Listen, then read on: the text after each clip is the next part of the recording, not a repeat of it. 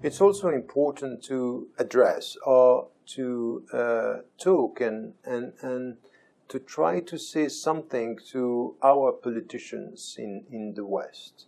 Very often, and for years, we heard, following what was said by dictators themselves in Tunisia or in Egypt or in Libya or whatever, saying, you better deal with us, who might not like us as dictators, but we are stabilizing the countries, we are protecting your interests, and this is the way forward. And some are buying this. We have discourses, and explicitly or implicitly, Western powers are accepting this equation. We better deal with dictators than deal with people we don't know, or Islamists, or political Islam. At the end of the day, the future for all of us, beyond the short-term economic interests, has to do with people, population, countries that are dealing with justice and treated in the right way. Because the economic interest on the short run could be that it's protected by dictators, but on the long run, it's not going to be like this.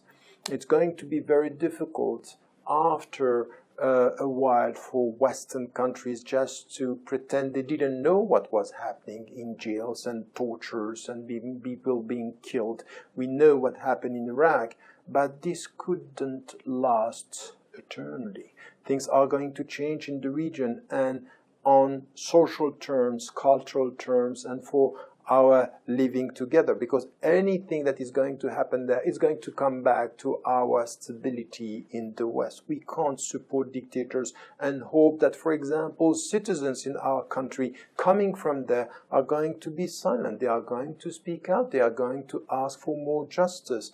And in the future, the best in economic terms and political terms is to deal with free societies. It's to deal with more justice. We can't get anything solved, for example, in the Middle East if we don't care about Palestinians. We are not going to get anything in the Middle East if we don't care about freedom for the Egyptians, for example, or the Syrians. That cannot be the future. It's a very short-term vision that we have in the West.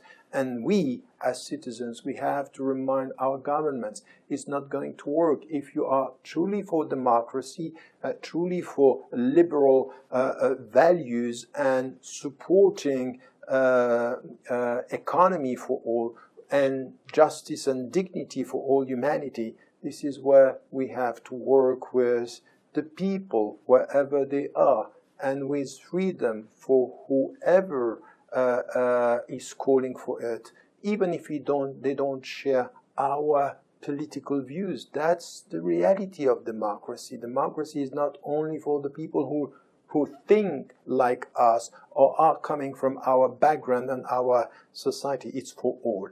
And this is the future, and this should be understood. For the interest of the West, freedom in the Middle East or in the global South should be a necessity and an imperative.